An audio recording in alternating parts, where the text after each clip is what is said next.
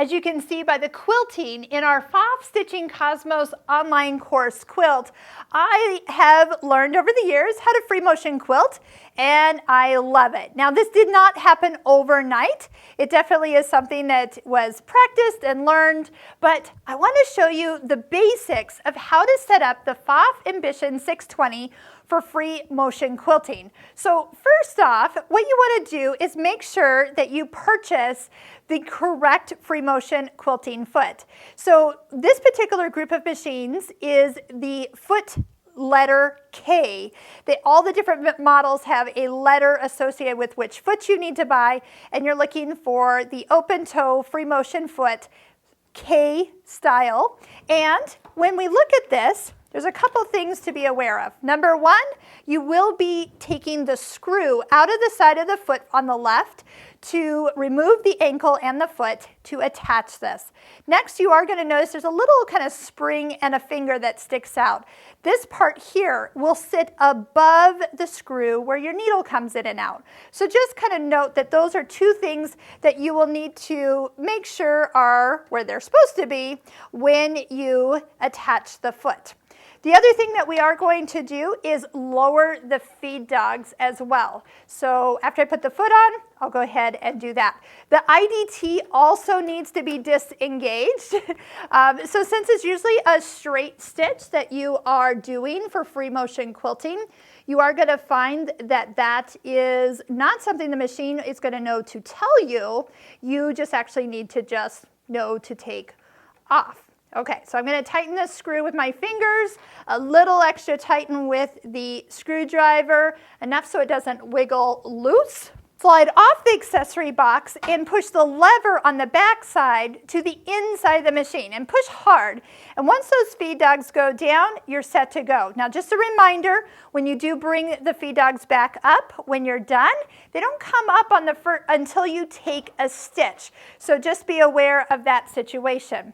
Next, let's go ahead and talk about getting all of this going. Because when you have a foot that actually hops on your fabric, you are probably going to get a little different tension concept. So I'm going to show you what you're looking for. Now, as we get going with free motion quilting, one thing I love to adjust is the speed of the machine. So you saw how fast it was running. I was pretty much going full speed.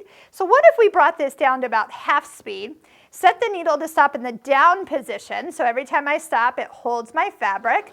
Oh, look at that. I can really start to get used to how fast to move my fabric so I have nice, even stitches as I go. Okay, so let's just stop for a second.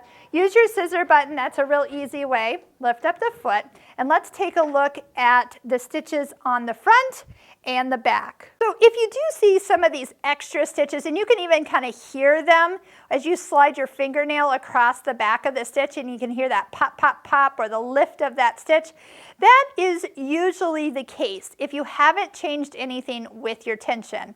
Usually for free motion quilting, we need to increase the tension of our top thread. So that means coming all the way over to our settings menu, touching the up button until the thread tension comes lit up, and then use the arrows. It starts at 4.4, so let's go up to 5.4, and then touch OK, and then arrow all the way down until the arrows come back. You could actually stitch from that tension screen, and then so you can dial it in, but I think we're probably going to be okay. I love this part of the machine. If I step on the foot control and I haven't lowered my presser foot down, it will remind me, and I can go ahead and not be stitching with the foot not actually engaged here. Now, I mentioned that this is going to take a while to practice because your hand movement, how fast you move your fabric based on how fast you sew, is what gets you the different lengths of stitches. So if you're getting really long stitches, you need to sew a little faster. If you're getting lots of little tiny stitches, you might need to move your hands a little faster. And that's the practice part. Working on getting fun patterns to actually stitch into your fabric is going to be helpful if you take some online courses. We do have a variety that we enjoy on Bluprint, and we highly recommend. You can find a link to Bluprint in the links below this YouTube video. And you just have to jump in and start stitching. Again, having your machine in some type of table can also assist if you're working on really big projects. Some type of extended work surface around the machine.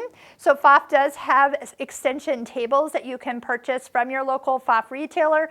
That also is going to help because most of the time you're not working on such a small piece like I am here.